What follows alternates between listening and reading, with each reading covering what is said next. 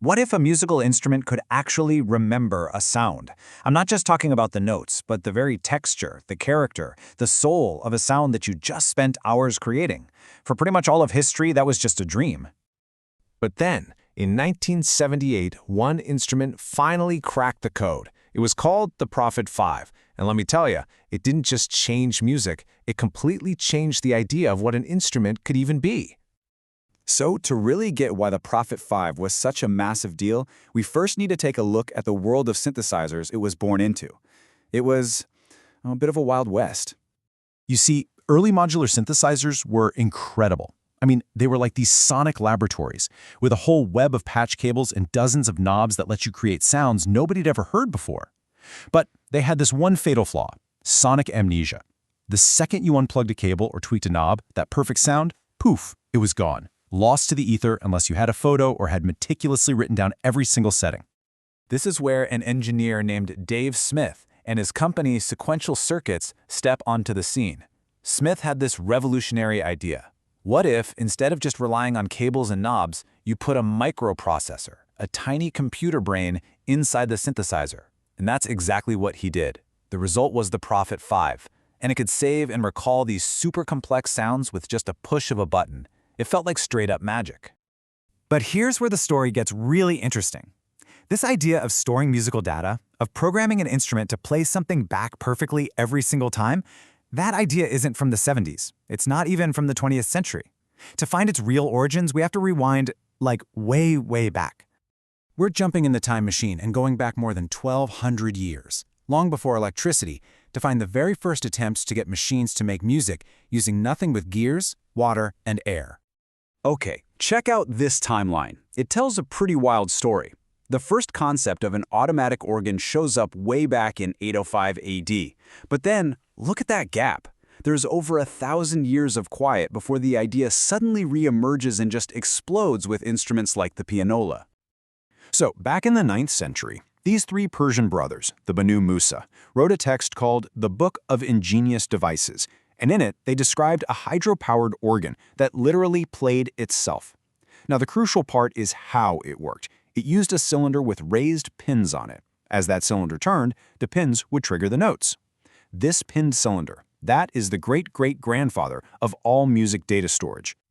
Now, let's fast forward a millennium. That same basic idea led to the player piano, or the pianola.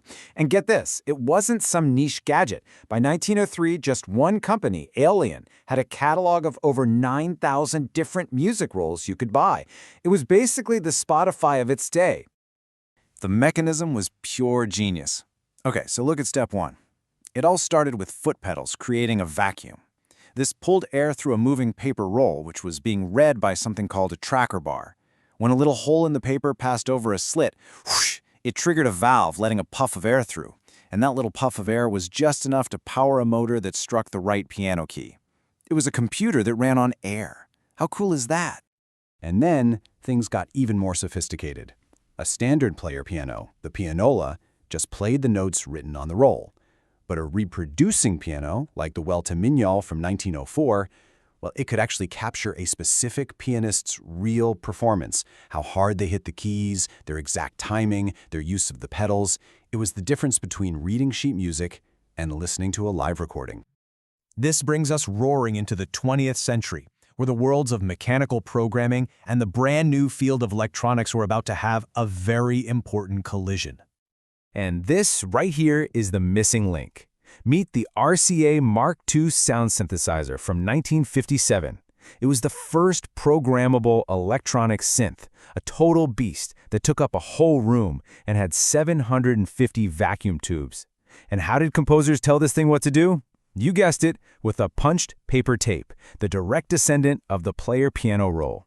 The old mechanical idea was now controlling a brand new electronic sound. As synthesizers started getting smaller in the 60s and 70s, two different philosophies popped up. You had Robert Moog, who used traditional keyboards, which made synths feel more familiar and accessible to musicians. And then you had Don Buchla, who thought keyboards were limiting and used experimental touchplates instead. Moog's keyboard-focused approach eventually won out, but it didn't solve the two huge problems that still bugged every electronic musician. First, these instruments were monophonic, meaning they could only play one note at a time. No chords, which is a pretty big deal. And second, they still had that same old problem we talked about, sonic amnesia. Every amazing sound you dialed in was temporary, just one wrong knob turn away from being lost forever.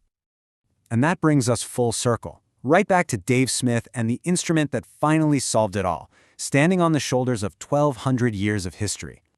The Prophet 5 it solved everything. It was polyphonic, so you could finally play chords, and with its patch memory, it completely cured sonic amnesia.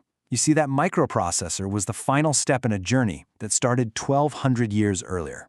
It was the digital evolution of the pin cylinder and the paper roll. It was perfect musical memory, finally achieved. Dave Smith's own journey had some incredible highs and lows. After his company was acquired in '87, it really seemed like the end of an era. But in this stunning comeback, he reacquired the Sequential name in 2015. He passed away in 2022, leaving behind a legacy as a true pioneer, the man who gave music a memory.